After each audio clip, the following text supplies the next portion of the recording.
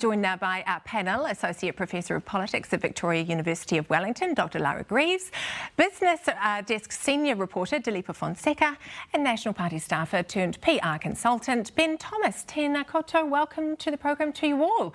I want to start on the big dominating story of not just this week but last week as well, which is Cyclone Gabrielle. And you would have seen that story this morning from the Hawke's Bay.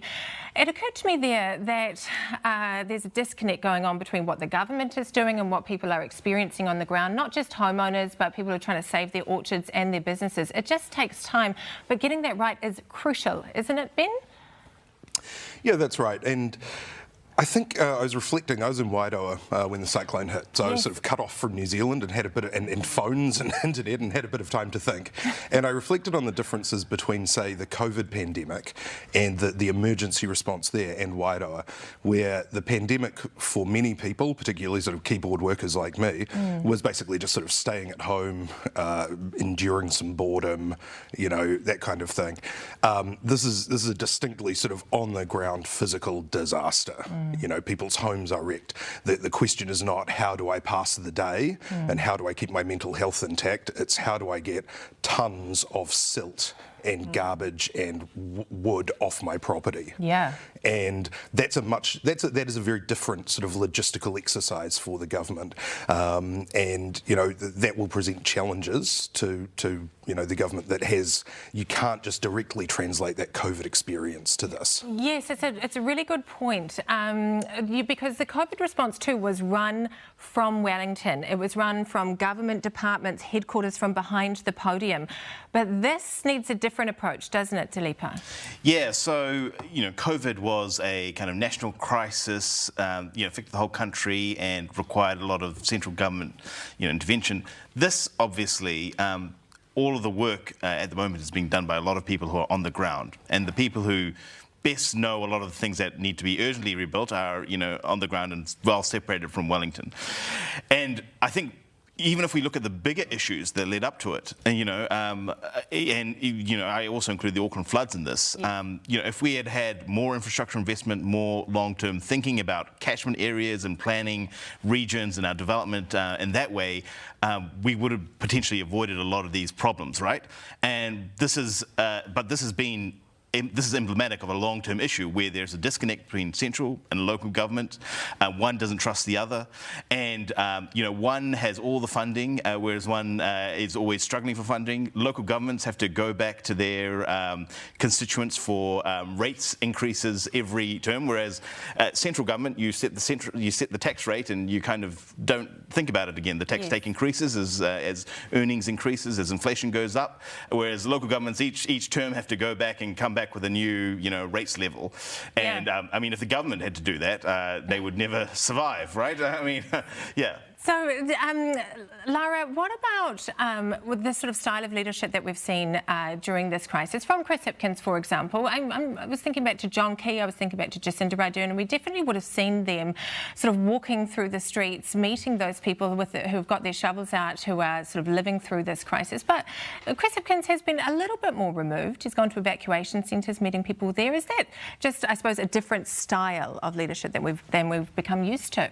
Well, what I would say is like the classic leadership disaster responses, you do have to do those, like meeting with the community. The extent to which it feels like a photo op versus actual genuine engagement is kind of hard to know what voters necessarily think about in that space. I'd say that it's hard for, again, I totally agree with Ben, it's hard for us as people that are removed from the regions to actually figure out what the effect is on those communities. The other thing I'd highlight in that, of course, is the rampant inequality in some of those regions.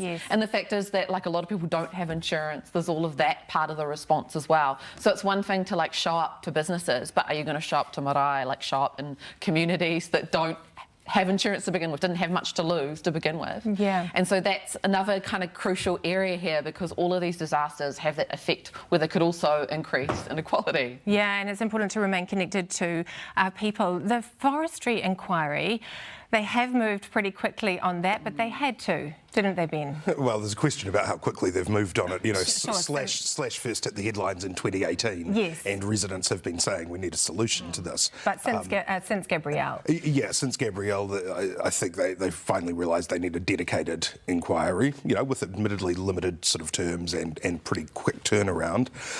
About how the Slash issue has arisen. And, you know, this is not just merely an aesthetic issue. This is, you know, I saw in Wairoa, you know, these huge logs just bashing into a bridge that was rebuilt after Cyclone Bowler, rebuilt stronger, and it was blocked off because they were worried it was going to collapse because of all of the wood debris hitting it. And you know, we've seen the devastation. I've seen it in photos, you know, all around the east coast. So you know, this is a huge social license issue for the forestry industry, and you know, hopefully, you know, this is the sort of thing where the industry can kind of, you know, get its act together before the government needs to regulate. But, you know, they may have left it too long. Well, yeah, and the Minister was saying, well, it's not binding. We'll take a look at the recommendations. Didn't fill me with confidence. What about you, Dileepa? Yeah, well, this is, I think that this is this issue, they are potentially at danger of seeming like they're taking too much of the forestry industry's side on this. I mean, I've seen, I thought the Minister did. Well, I think that, you know, if you look at the start of the government, there was a big emphasis on forestry, you know, when they were in coalition with New Zealand First, that was a big priority industry, and I think they've never really kind of maybe shaken that image, even though they lost New Zealand First as a coalition partner. And I've seen, and I thought, you know, the Minister was perfectly fine in this interview, but I've seen previous ones where he's referred to a statistic around slash, 40% of slash is the industry's fault and 60% is natural, yes, which I don't know if that's true or not. He has said it's anecdotal. Yeah, but I think that the whole point is that is not. I mean, that might sound like a good stat to use in a meeting amongst the bureaucracy in Wellington, but it is not a good statistic to use for people on the ground, because actually if you address that 40%, that would have made a huge difference. I mean, that is a lot. Yes, absolutely. Yeah. And I suppose, like, to those communities who you were talking about, Dileepa, you know, this is not about, this is about life and death. It's about their properties, their whenua, with the slash coming down at force, isn't it? They need accountability. They need to know what happened. Yeah, but Labor's been a bit skittish around it being like a bread and butter issue as well. They've been raising the idea that a lot of people in those communities are employed through forestry and they wouldn't want to modify things too much in that space. So they've been linking it to sort of those broader, like, working class issues as well. Like, that seems to be one of their areas for reluctance, which don't know how much truth there is necessarily in that. But in terms of this broader slash inquiry, it does feel like a bit of a flip-flop from Nash, because he was quite adamant that, oh, the planting's different, it's now longer-term planting, we can just talk to the forestry industry, we can talk to the community, we can do policy tweaks, and now there's an inquiry. So that seems to have moved quite quickly in a week, his rhetoric on that. It really feels a bit flip-flop-ish, but ultimately something that's necessary. So I don't know how much we want to push him on that. I want to ask you about something else which he was very enthusiastic about, which is setting up these agencies. We now have the Minister for Cyclone Recovery. We have ministers for each of the regions. And as I was explaining this to Graham, who was in my story, you could see his eyes glazing over, because it just seems so far removed from what he was doing, standing there in a property covered in mud and silt. So, you know, what do you think about that structure, Ben? I'm sure the structure is fine. You know, it's good having a cabinet committee, you know, that is reporting directly to cabinet with ministers who are tied to their regions, you know, who can bring those issues up. At the same time, it's a very processy answer to give to people on the ground. I mean, getting the structure right, that's something for government. That's not something that people on the ground care about. Graham's not thinking about who the CEO is going to be, is he? Well, this is right. And the minister kept talking about, you know, there are people who know the answers. Well, great. You know, who are they, and what are the answers? You know, have you had any indication from them as to what they are? Because Graham's got questions. Part of the answer is, you know, where do we get these diggers from? Where do we get a whole bunch of manual labour to actually clear up these areas? Yeah. And then the questions are, you know, what do we do about rebuilding? How do we get better resilience? And what do we do about long-term effects of climate change? So, I mean, you know, all of these are work programs, but talking about the work programs doesn't actually get any of it done. Yeah, it feels irrelevant right now to the people out there just trying to get through it all. Listen, it has been such a fascinating week. Thank you all so much for joining us here on the panel.